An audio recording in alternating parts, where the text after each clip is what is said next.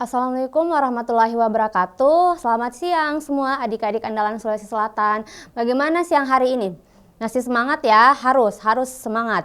Jadi kakak doakan semoga kita selalu diberi kesehatan, kebahagiaan, dan juga segala urusan kita diberi kemudahan oleh Allah Subhanahu wa Ta'ala. Salam hormat saya kepada Bapak Ibu guru pendamping di sekolah yang selalu setia menemani dan membimbing adik-adik dalam proses menggapai cita-cita mereka.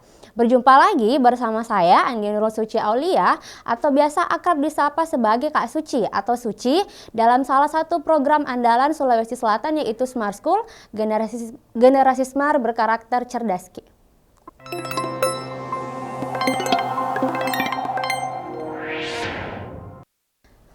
Selama 45 menit ke depan, kita akan membahas bentuk soal-soal yang biasanya sering muncul dalam UTBK SNBT pada tahun-tahun sebelumnya.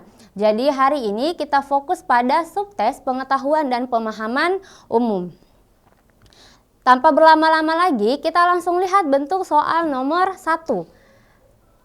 Dalam soal nomor 1, ada kalimat. Kemudian petunjuk soalnya, kita baca dulu petunjuk soalnya. Kata jatuh dalam kalimat di atas memiliki makna yang sama dengan kata jatuh pada. Jadi yang ditanyakan makna dari kata jatuh sama dengan kata jatuh dalam kalimat soalnya. Jadi kita baca dulu kalimat soalnya. Hati-hati membawa barang ini, jangan sampai jatuh.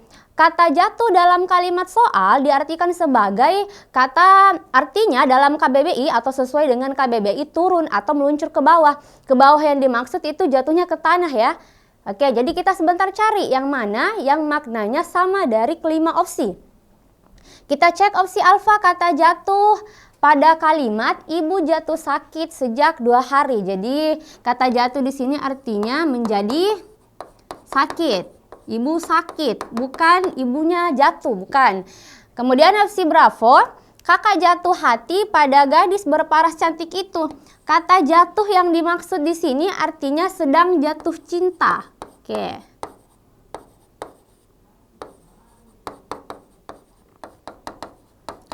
Kemudian opsi Charlie, pembalap itu tidak pernah jatuh pada saat bertanding. Ada kata jatuh. Nah, jatuh yang dimaksud di sini yaitu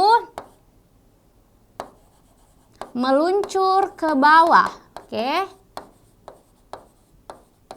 Yang dimaksudkan di sini membahas tentang pembalap dengan motornya, berarti jatuhnya pasti ke jalanan. Oke, kemudian opsi delta, nama artis ini sudah jatuh sejak kasus itu.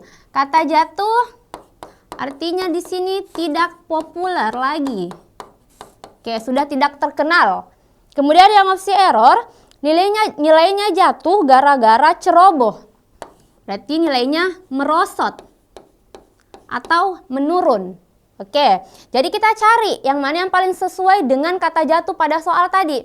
Nah, tadi saya sudah katakan di dalam soal ya, hati-hati membawa barang ini jangan sampai jatuh. Jatuh yang dimaksud itu jatuhnya ke tanah. Berarti sesuai dengan opsi Charlie. Untuk soal nomor 1, jawabannya ada dalam opsi Charlie pada kata jatuh dalam kalimat pembalap itu tidak pernah jatuh pada saat bertanding.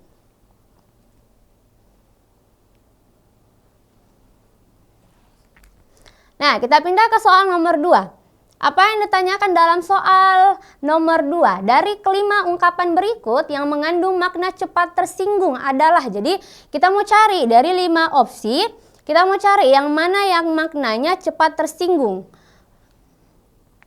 Kita cek opsi alfa. Pada opsi alfa ada kata kecil hati. Kecil hati artinya apa? Jadi kecil hati artinya perasaan sedih, perasaan kecewa. Oke. Ini saya tulis saja kata sedih.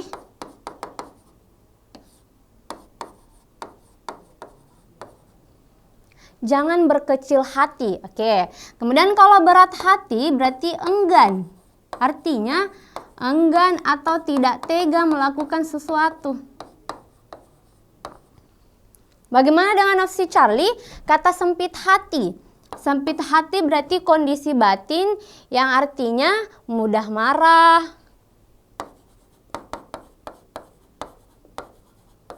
kemudian mudah merasa sedih. Terus bagaimana dengan kata patah hati? Kata patah hati berarti sama dengan ini ya, kecewa. Kemudian kata luka hati berarti sedih atau kesal yang mendalam.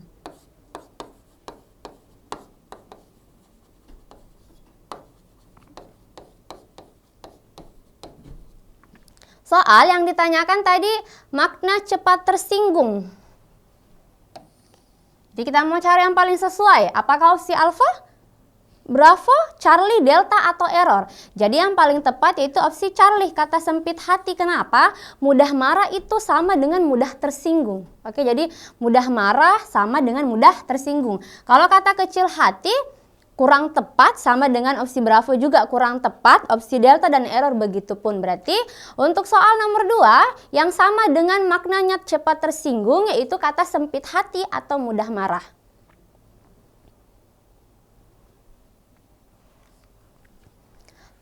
Kita lanjut ke soal selanjutnya, ke soal nomor 3. Untuk soal nomor 3, adik-adik bisa cek, ada teks atau ada bacaannya. Kita cek apa yang diminta dari soal nomor 3, apa petunjuk soalnya. Kata pepatah pada kalimat ketiga dalam bacaan tersebut sama maknanya dengan kata. Jadi kita cek kalimat ketiga. Kalimat ketiga kata pepatah. Kalau dahulu kita mengenal pepatah dunia tak selebar daun kelor, sekarang pepatah itu selayaknya berganti menjadi dunia saat ini selebar daun kelor. Yang ditanyakan cuma kata pepatahnya. Oke, jadi hanya kata pepatah yang ditanyakan. Kata pepatah dalam KBBI atau sesuai dengan KBBI artinya ajaran atau nasihat. Oke, jadi ajaran atau yang diminta dari soal yaitu sama maknanya dengan. Jadi maksud soalnya yang dimaksud itu sinonim. Sinonim dari kata pepatah. Opsi alfa dan bravo ada kata ajaran dan nasihat. Ini sudah kurang tepat. Kenapa? Karena kata ajaran dan nasihat itu adalah arti dari kata pepatah. Sedangkan yang diminta di soalnya yaitu kata sinonim. Persamaan kata. Jadi opsi alfa dan bravo kurang tepat. Sisa 3 ada opsi Charlie, Delta, dan opsi error. Untuk opsi Charlie dan Delta ini juga kurang tepat. Anjuran dan petunjuk. Pepatah itu tidak termasuk anjuran atau petunjuk. Nah, sisa 1 opsi yaitu opsi error, ungkapan. Kalau misalnya adik-adik bingung bagaimana caranya ketika UTBK kan kita tidak bisa bawa handphone atau tidak ada referensi. Jadi sesuaikan saja dengan bacaannya. Kan tadi di bacaan ada pepatah yang dunia tak selebar daun kelor. Itu kan masuk ungkapan juga. Makanya opsi yang tepat itu jawabannya ungkapan.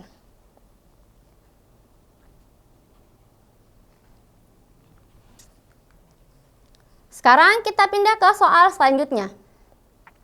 Soal selanjutnya masih sama dengan soal sebelumnya. Artinya ada teks, ada bacaan. Kita cek petunjuk soal dari soal nomor 4 yaitu kata yang memiliki makna denotatif alat terdapat pada kalimat. Jadi kata alat, makna denotatif dan konotatif. Kan yang ditanyakan cuma makna denotatif. Jadi apa itu yang dinamakan dengan makna denotatif? Makna denotatif artinya makna sebenarnya.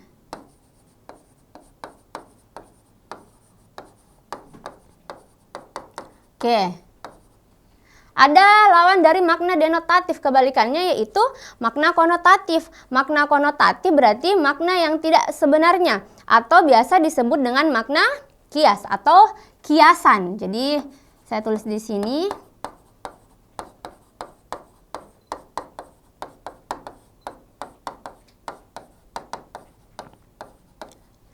Saya kasih contoh supaya adik-adik lebih paham lagi. Perhatikan contoh yang makna denotatif. Misalnya, ibu membeli bunga tulip. Contoh dari makna kiasan.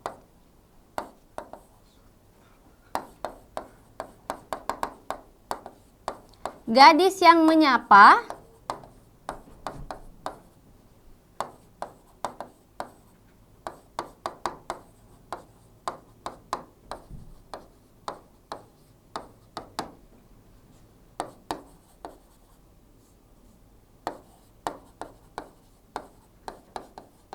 Oke. Jadi kita bandingkan dua contohnya.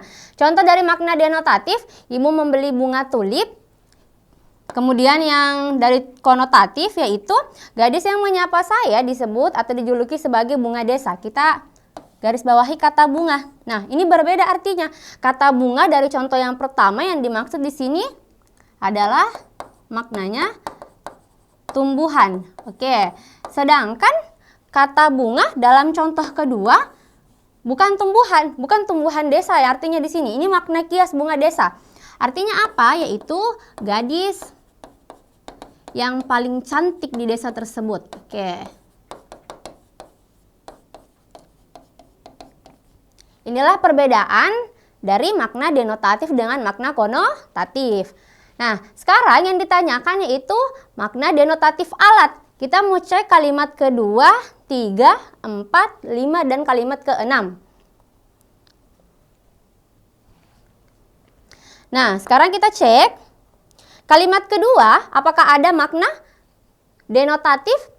Ini memungkinkan pengguna untuk menempatkan blok bangunan virtual, mebeler, dan benda-benda lain menggunakan tangan mereka seperti pada dunia nyata. Ada di kalimat kedua. Jadi, kalau misalnya kata tangan, ini bukan bermakna alat, oke? Kemudian kalimat ketiga, menggesek saja bukan cara yang memuaskan untuk berinteraksi. Kata Huang, salah seorang peneliti. Di kalimat ketiga tidak ada. Kalimat keempat, di dunia nyata kita berinteraksi dengan benda-benda menggunakan tangan kita. Ini ya, kata benda-benda, kita garis bawahi kata benda dengan kata tangan. Ini juga tidak bermakna alat. Oke. Kemudian kalimat kelima, kita memutar gagang pintu, mengambil dan meletakkan barang-barang. Kata gagang pintu. Mungkin adik-adik bisa berpikir, atau misalnya kalian ini, Kak, kata gagang pintu itu kan termasuk alat ya? Oke, jadi kata gagang pintu itu termasuk contoh dari alat. Sedangkan yang diminta dari soalnya makna denotatif. Jadi kita cek kalimat ke-6. Perangkat baru yang disebut di atas menggunakan sensor inframerah kecil yang dipasang di bagian belakang ponsel. Jadi kita cek di kalimat ke-6 ada kata perangkat. Nah, perangkat di dalam kalimat 6 ini artinya alat.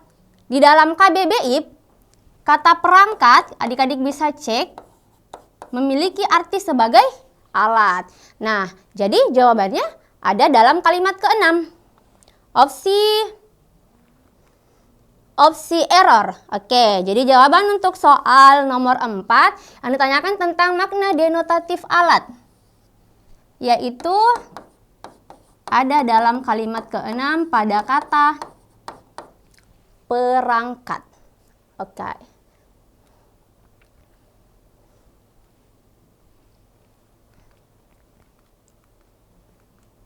Sekarang kita cek soal nomor 5. Soal nomor 5 yang ditanyakan tentang pola kalimat. Kita sudah mempelajari tentang bagaimana cara memolakan kalimat. Jadi adik-adik pasti masih ingat bahwa unsur kalimat itu ada 5, apa saja? Ada subjek, predikat, objek, pelengkap, dan keterangan. Bagaimana cara menentukan subjek? Ini kakak jelaskan sedikit lagi, kita ulas. Subjek bisa dicari dengan menggunakan pertanyaan apa atau siapa. Jadi kalau siapa berarti berupa orang, apa berupa benda. Setelah subjek ada predikat. Predikat. Nah, umumnya atau biasa yang sering muncul itu predikat berimbuhan. Kalau predikat berimbuhan, jadi adik-adik perhatikan kata yang berimbuhan me, ber, di, dan ter. Dan sekedar informasi, predikat yang berimbuhan me dan ber merupakan predikat aktif, di dan ter predikat pasif. Kemudian ada objek. Objek itu cirinya banyak, tapi kita simpulkan saja, objek dapat dipasifkan. Oke. Sedangkan pelengkap kebalikan dari objek berarti tidak dapat dipasifkan. Yang terakhir ada keterangan, cirinya keterangan itu banyak sekali. Keterangan tempat, waktu, cara, suasana. Jadi kita simpulkan keterangan ketika ada preposisi atau konjungsi.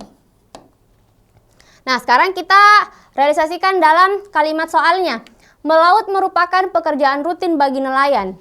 Kita cari predikatnya yang mana? Tadi sudah saya tuliskan bahwa predikat itu berimbuhan atau biasanya yang paling sering muncul berimbuhan. Predikatnya kata merupakan. Jadi di sini subjeknya. Oke, setelah predikat kita mau cari. Berarti setelah predikat kan masih ada 3 antara objek, pelengkap atau keterangan atau tiga-tiganya ada. Jadi cek di sini kan setelah merupakan ada spasi. Nah, ketika setelah spasi ada ciri preposisi atau konjungsi berarti keterangan. Tapi kan di sini tidak ada karena kata pekerjaan itu bukan konjungsi, bukan juga preposisi. Berarti cuma kata biasa atau kata dasar. Jadi kita cari, bisa jadi objek atau pelengkap. Pekerjaan rutin. Ketika bisa dipasifkan berarti objek, tidak bisa berarti pelengkap. Dipasifkan bagaimana Kak maksudnya? Yang ini pindah ke depan. Kalau misalnya dipindahkan ke depan kemudian logis kalimatnya berarti objek. Kalau tidak logis berarti pelengkap. Contoh dasarnya misalnya, ibu membeli kue. Ini kan ibu membeli kue berarti predikatnya membeli, aktif. Kalau dipasifkan, kue dibeli ibu, berubah predikatnya menjadi di. Sama halnya dengan ini, kalau saya tukar atau saya balik, pekerjaan rutin dirupakan melaut kan dia tidak logis. Berarti bukan objek, melainkan pelengkap. Sekarang yang terakhir ada kata bagi. Bagi nelayan. Oke, bagi adalah ciri dari preposisi. Jadi kalau sudah ada preposisi atau konjungsi, masuk jabatannya sebagai keterangan. Polanya subjek S P peleket. Yang diminta dari soal pola kalimat yang sama. Jadi ini kita jadikan patokan untuk cari jawaban dari 5 opsi. Sekarang kita polakan opsi alfa. Nelayan berlayar ke tengah laut. Predikatnya berlayar. Siapa yang berlayar? Nelayan. Ke tengah laut masuk keterangan. Kenapa? Perhatikan ada ke. Ke masuk preposisi, kata depan. Kemudian opsi bravo, mereka bekerja. Predikatnya bekerja. Kak, kenapa bekerja sebagai predikat? Di mana imbuhan bernya? Bekerja itu kata dasarnya kerja, imbuhannya ber. Kenapa di sini hilang r-nya? Karena ada namanya morfofonemik. Kalau misalnya imbuhan me atau ber bertemu dengan kata yang suku kata pertamanya berakhiran dengan er, makanya hilang satu r-nya, bukan bekerja melainkan bekerja. Dengan sungguh-sungguh keterangan. Jadi polanya SPK. Dengan ini masuk konjungsi. Oke. Opsi Charlie, di tengah laut banyak ikan yang besar. Jadi yang mana predikatnya? Jadi kalau seperti ini kan mudah. Perhatikan ini kan masuk sebagai preposisi atau kata depan. Kemudian dari di sampai titik cuman keterangan saja semua. Kenapa keterangan semua? Karena tidak ada yang menduduki anak kalimat induk kalimat. Jadi kalau misalnya ada koma, boleh bisa jadi ada induk kalimatnya. Induk kalimat kan berisi subjek dan predikat. Oke. Opsi delta, hasil tangkapan dijual di pasar. Predikatnya yang mana? Dijual. Apa yang dijual? Hasil tangkapan di pasar. Ini keterangan. Keterangan tempat. Oke. Opsi error, nelayan itu juga berjualan ikan di pasar. Siapa yang berjualan? Nelayan.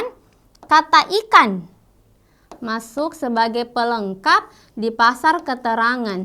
Oke, kenapa di sini pelengkap?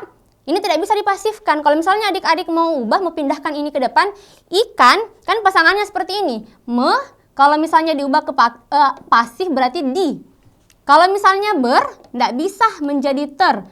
Oke, makanya ikan terjualan nelayan itu kan tidak logis kalimatnya. Berarti yang sama polanya dengan pola soal yang ini SP pel K, yaitu ada dalam opsi error. Paham sampai di sini tentang pola kalimat?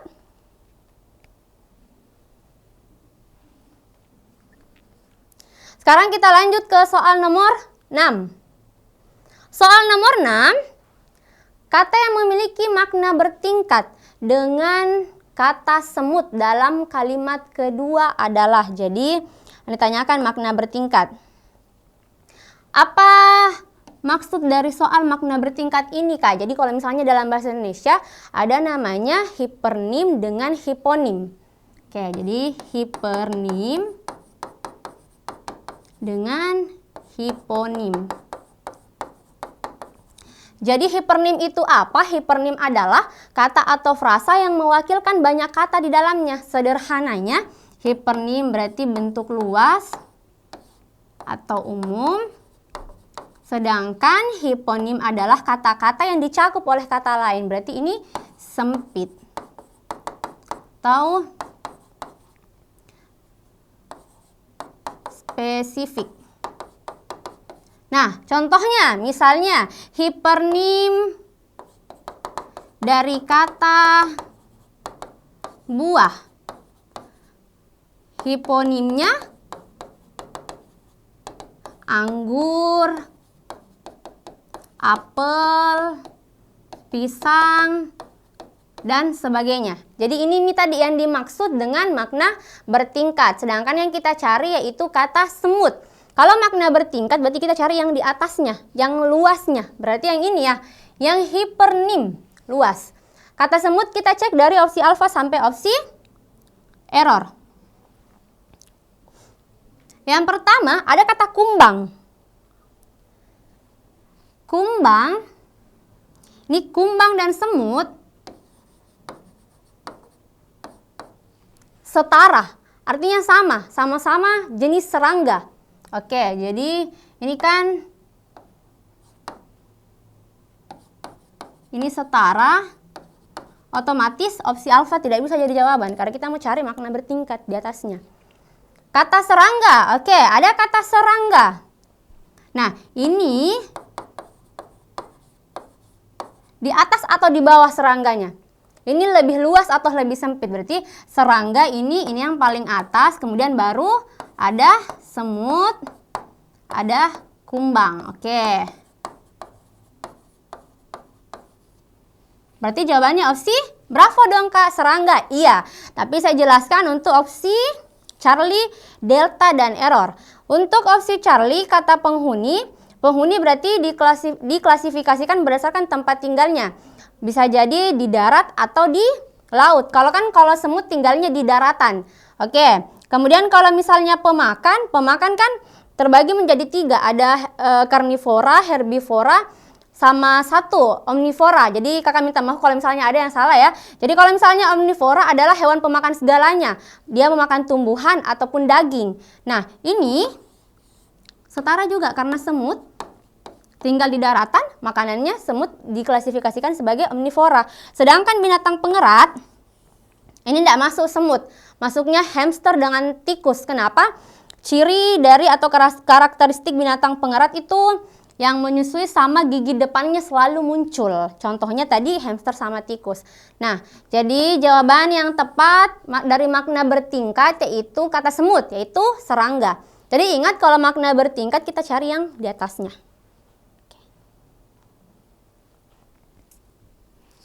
Sekarang kita cek nomor selanjutnya yaitu nomor 7. Nomor 7 ada bacaannya, ada teksnya. Kita lihat dulu petunjuk soalnya. Kata yang memiliki makna bertingkat dengan kata penciuman dalam kalimat kelima adalah. Jadi tadi di sebelumnya ada kalimat kelima yang ditulis tebal atau tercetak tebal kata penciuman. Langsung saja kita cek opsinya. Kata penciuman. Jadi kita cari yang di atasnya lagi karena kan yang ditanyakan tentang makna bertingkat. Oke. Jawabannya ini pasti adik-adik sudah bisa tebak jawabannya. Ini mudah. Jawabannya opsi. Oke. Jadi yang atas itu atau yang paling atas kan ada indra. Indra kan terbagi nih menjadi yang ini tadi. Ada penciuman. Kemudian masuk yang ini, ada indera penglihatan, perasa, pengecap, pendengaran. Otomatis keempat ini yang opsi alfa, Charlie, delta, dan error setara.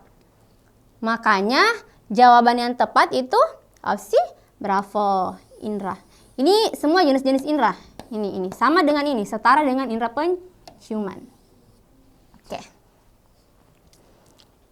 Ada yang mau ditanyakan? Sekarang kita cek soal nomor 8. Soal nomor 8. Kalimat yang berpolakan sama dengan pola tersebut adalah sama dengan soal sebelumnya tadi ya. Jadi kita polakan dulu. Apa polanya? Ada yang sudah bisa dapat apa polanya? Polanya jadi kalau misalnya soalnya tentang pola, berarti yang dicari unsur-unsur kalimat yang SP dan kawan-kawannya. Langsung kita polakan. Burung-burung itu tengah bertengger di atas dahan-dahan pohon. Predikatnya yang mana? Jadi kita cari predikat yang berimbuhan dulu. Ceknya dari awal sini, bukan dari akhir. Oke, jadi di sini. Burung-burung ini kan tidak berimbuhan, imbuhannya di sini. Bertengger. Oke, ini satu kesatuan. Oke. Kemudian subjeknya yang mana? Yang ini. Setelah predikat, kita mau cek masih ada kata di atas dahan-dahan pohon.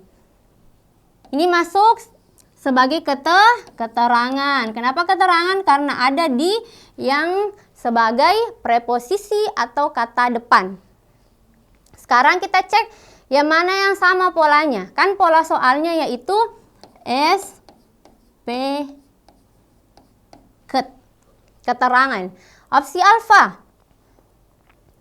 Mereka berdua saling berpegangan tangan. Jadi predikatnya yang mana? Mereka berdua saling berpegangan. Siapa yang saling berpegangan? Berarti mereka berdua. Oke, ada kata tangan. Nah, ini apa? Objek pelengkap atau keterangan. Jadi kakak ada trik. Jadi kalau misalnya predikatnya berimbuhan ber dan ter. Adik-adik ingat, ketika predikatnya berimbuhan ber dan ter, ini kan ber. Oke, tidak boleh disisipi unsur objek. Artinya tidak boleh ada objek. Yang bisa antara pelengkap atau keterangan atau dua-duanya ada. Oke, jadi di sini langsung pelengkap. Kenapa pelengkap, Kak? Iya kan karena tidak ada di sini. Di sini setelahnya kata berpegangan tidak ada preposisi atau konjungsi. Opsi bravo. Karya seni itu bernapaskan ajaran agama Islam. Predikatnya yang mana? Bernapaskan, subjeknya ajaran agama Islam sebagai apa? Tadi sudah saya jelaskan. Pelengkap. Nah, pelengkap karena di sini tidak ada preposisi atau konjungsi. Kecuali kalau misalnya setelah bernapaskan ada preposisi atau konjungsi berarti keterangan. Jadi ingat saja, predikat berimbuhan ber tidak boleh disisipi objek. Opsi Charlie, Pak Ustadz sedang berceramah di depan para jamaah. Predikatnya sedang berceramah. Ini subjeknya di depan para jamaah keterangan. Oke. Keterangan karena ada di ciri dari preposisi atau kata depan. Opsi delta. Mereka sedang berlatih upacara. Predikatnya berlatih, inti P-nya. Siapa yang sedang berlatih? Mereka. Ini sebagai pelengkap. Ini predikatnya. Ber. Kemudian opsi error. Perempuan itu telah menjual beberapa perhiasan miliknya. Predikatnya telah menjual. Siapa yang telah menjual? Berarti perempuan itu dapat SP-nya. Jadi kita cari. Nah, di sini kan predikatnya berimbuhan me. Kalau predikatnya berimbuhan me bisa disisipi objek. Beberapa perhiasan miliknya. Ini masuk apa? Objek pelengkap atau keterangan. Yang jelas bukan keterangan karena tidak ada di sini, tidak ada preposisi atau konjungsi. Berarti antara objek dan pelengkap. Jadi kakak ulang, kalau objek dapat dipasifkan, balik nih. Kalau misalnya dibalik bukan berarti seperti ini kalimatnya, miliknya perhiasan beberapa, bukan ya. Jadi contohnya kalau dibalik, beberapa perhiasan miliknya telah dijual, predikatnya yang berubah di sini. Me jadi di. Telah dijual perempuan itu. Oke, logis kalimatnya. Berarti SPO. Yang sama dengan soal SPK. Opsi alfa tidak. Bravo juga tidak. Oke, opsi Charlie sama. Opsi delta tidak. Opsi error juga tidak sama. Berarti untuk soal pola kalimat dari nomor 8 jawabannya ada dalam opsi Charlie.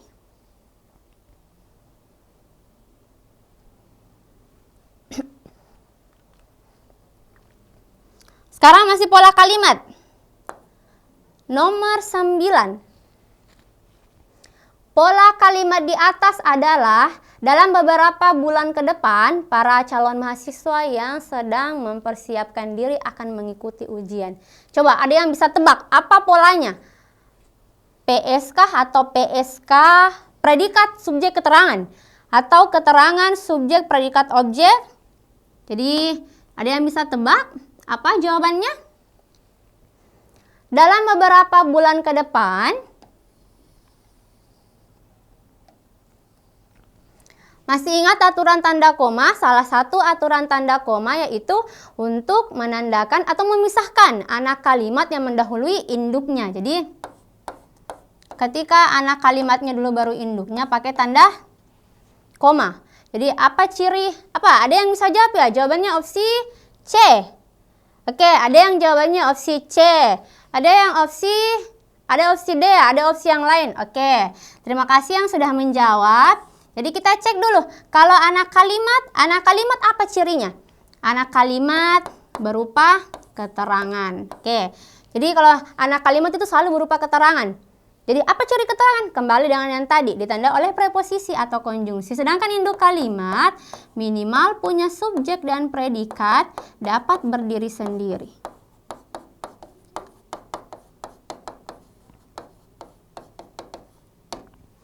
Contohnya, kakak kasih contoh-contoh sederhana. Misalnya, karena sakit,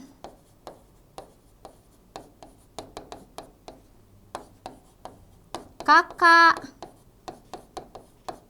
tidak pergi ke sekolah. Oke, jadi ini kan ada koma di sini. Karena sakit, koma, kakak tidak pergi ke sekolah. Jadi karena sakit ini anak kalimat atau keterangan. Kenapa? Karena di sini ada kata karena, perhatikan. Masuk konjungsi. Ini mid komanya, menandakan anak kalimat yang mendahului induknya. Kecuali kalau misalnya induknya dulu baru anak kalimatnya, berarti tidak perlu pakai tanda baca koma. Ini yang di belakang induk kalimatnya. Disinilah di induk kalimat yang ada subjek dan predikatnya. Kita realisasikan lagi ke soalnya. Dalam beberapa bulan ke depan, ini masuk anak kalimat. Jadi kita cek, para calon mahasiswa yang sedang mempersiapkan diri akan mengikuti ujian. Predikatnya yang mana? Para calon mahasiswa yang sedang mempersiapkan. Jadi kita tandai dulu, ini kan ada yang mempersiapkan berimbuhan ini juga ada. Jadi Kak, bagaimana kalau misalnya ada dua begini? Predikatnya ada dua ya? Tidak, predikatnya ada satu. Nah, perhatikan ada kata yang sedang mempersiapkan.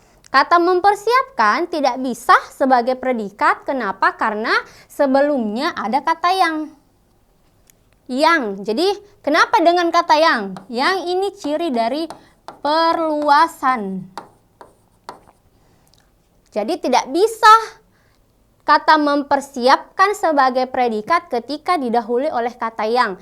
Itu masuk bentuk perluasan, sedangkan predikat tidak boleh mengalami perluasan. Jadi kita cari predikat atau kata yang berimbuhan yang lain. Nah, ini ada kata mengikuti, berarti predikatnya di sini. Oke. Jadi seperti ini, siapa yang akan mengikuti atau siapa yang akan mengikuti ujian? Kan jawabannya seperti ini, para calon mahasiswa yang sedang mempersiapkan diri. Oke, berarti subjeknya panjang Kak? Iya, namanya perluasan subjek. Subjeknya sampai diri. Kemudian ada satu nyempil kata ujian ini. Ujian masuk apa? Objek kah? Pelengkap kah? Kan tidak bisa keterangan, bukan tidak bisa. Karena di sini kan tidak ada ciri-cirinya konjungsi atau preposisi. Jadi coba kita pasifkan. Ujian akan diikuti oleh para calon mahasiswa, logis berarti objek. Polanya apa? K, S, P, O. Opsi alfa kurang tepat. Bravo kurang tepat. Opsi Charlie sama. Bravo. Delta salah. Error. SPOK kurang tepat. Apa perbedaannya Kak dengan opsi Charlie? Ya jelas berbeda kan, dia meminta pola kalimat, jadi kita cari yang sama karena keterangannya di depan, jadi kita ambil keterangannya di depan. Jadi sekedar informasi untuk adik-adik bahwa keterangan itu fleksibel, artinya apa? Bisa di depan atau bisa di belakang, tapi tidak boleh ada di tengah-tengah. Jadi tidak boleh misalnya polanya seperti ini, SP baru keterangan baru objek baru pelengkap, tidak boleh. Jadi kalau misalnya yang boleh keterangan ada di depan atau di belakang atau ada dua-duanya, boleh. Boleh polanya seperti ini. Keterangan SPO pel keterangan lagi, boleh.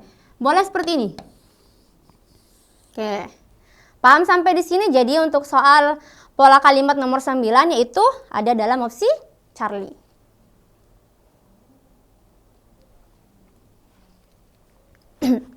Sekarang kita pindah ke soal nomor 10. Tebak lagi, apa jawabannya soal nomor 10? Jadi berhadiah. Berhadiah apa Kak? Lulus UTBK 2025. Ini kan tahun 2025. Apa jawabannya? Untuk nomor 10, siapa yang bisa jawab? Yang menduduki fungsi subjek kalimat gedung belajar lembaga bimbingan belajar itu sedang mengalami kebanjiran. Jadi yang ditanyakan subjeknya saja. Yang mana yang menduduki fungsi subjek? Apakah kata gedung atau gedung belajar atau lembaga bimbingan belajar atau gedung belajar lembaga bimbingan belajar atau opsi error bimbingan belajar? Opsi apa? Opsi delta. Oke, jadi jawabannya yaitu opsi, kita polakan. Jadi predikatnya yang mana? Yang ini. Oke, sedang mengalami. Oke, kalau di sini predikatnya otomatis yang ini subjeknya. Oke. Ini subjeknya. Nah, karena ditanyakan subjek berarti tadi jawabannya opsi delta. Berarti adik-adik sudah paham ya tentang pola kalimat.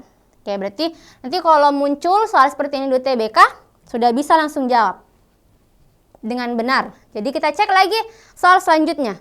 Nomor 11. Nomor 11, kalimat berikut yang mengandung hubungan makna hiponim. Jadi tadi sudah saya jelaskan tentang hipernim dengan hiponim. Jadi kita langsung cari di opsinya antara alfa kah, bravo kah, Charlie, delta atau error. Jadi kita cek opsi alfa, ada kata halaman. Andi membaca buku halaman 50 di depan halaman rumah. Bagaimana ini Kak kasusnya kata halaman yang sama? Jadi di dalam bahasa Indonesia ada namanya semantik, makna kata ya. Jadi dibagi, saya jelaskan secara sederhana di mana ya? Kita cari space kosong dulu. Jadi ada yang ini. Homonim, homograf dengan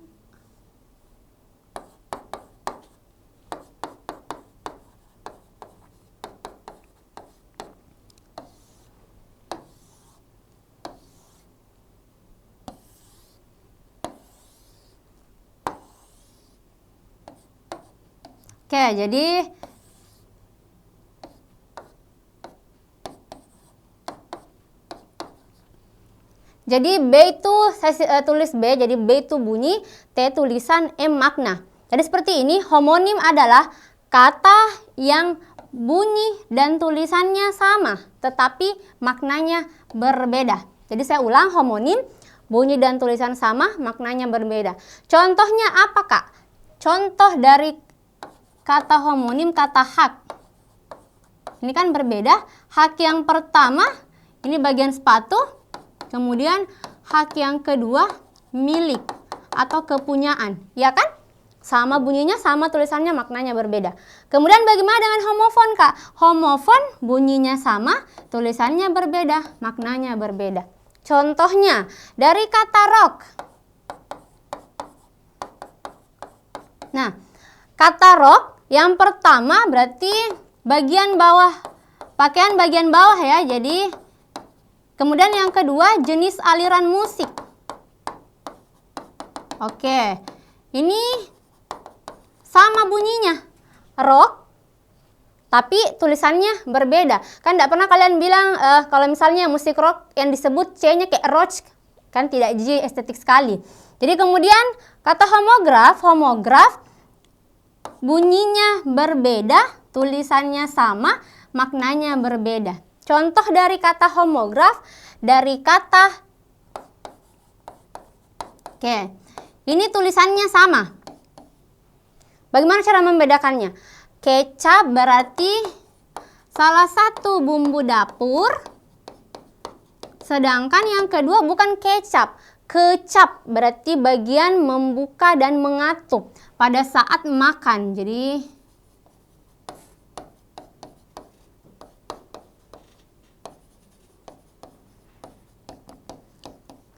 ini berkaitan dengan soal kita yang sebelumnya tadi, yang soal nomor berapa? Jadi ada homonim, homofon, homograf. Jadi screenshot dulu, sebelum adik-adik screenshot dulu baru kita kembali lagi ke soalnya, biar sebentar kalian bisa jadikan pedoman atau acuan. Oke, sudah? Oke, soal nomor berapa tadi? 9, 10, oh ini. Soal nomor 11. Jadi dalam soal nomor 11, ada kata halaman. Halaman ini antara homonim kah, homofon kah, atau homograf? Jadi homonim. Kenapa homonim? Bunyi dan tulisannya sama. Halaman di sini yang pertama artinya bagian dari buku, halaman yang kedua pekarangan. Oke, berarti ini bagian dari homonim, bukan hiponim. Kemudian opsi bravo, pengacara terlihat sanksi pada sanksi yang diberikan oleh hakim. Jadi kalau misalnya tulisannya berbeda, masuk apa? Homofon. Tulisannya berbeda, bunyinya sama. Sanksi yang pertama artinya ragu-ragu, sanksi yang kedua artinya hukuman. Oke?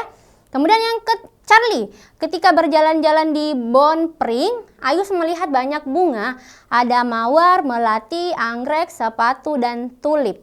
Jadi, kata bunga masuk hipernim, karena ini bentuk luasnya. Kata mawar, melati, anggrek, sepatu, dan tulip masuk hiponim. Oke. Berarti sudah bisa tebak dong, jawabannya opsi Charlie. Tapi saya jelaskan dulu untuk opsi delta dan error. Delta, ketika malam minggu, Rama apel ke rumah temannya dengan membawa apel. Iya.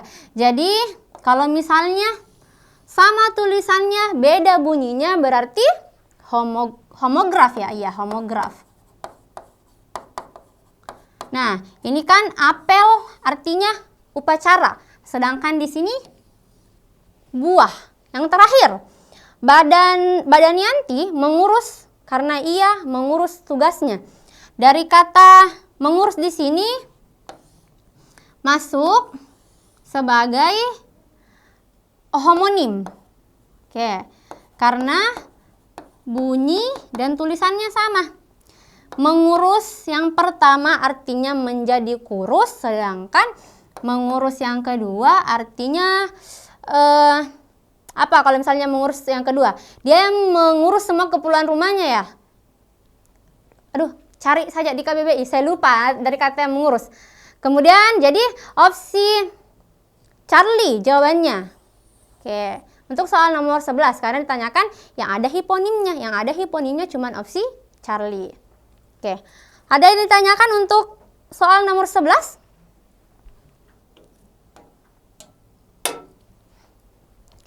Jadi mungkin di antara adik-adik sekalian ada yang ingin ditanyakan atau ada yang belum dipahami, boleh ditanyakan. Tidak ada yang mau ditanyakan? Oke, jadi kalau misalnya tidak ada yang ingin bertanya, kakak anggap pembelajaran kita hari ini dipahami oleh adik-adik dan semoga bermanfaat untuk adik-adik ke depannya. Kita cukupkan pertemuan hari ini. Jika ada salah kata atau salah pengucapan, mohon dimaafkan. Saya doakan adik-adik lulus SNBP, atau kalau misalnya tidak lulus SNBP, adik-adik lulus SNBT 2025. Sekian dan terima kasih. Wabillahi taufiq wal hidayah. Wassalamualaikum warahmatullahi wabarakatuh.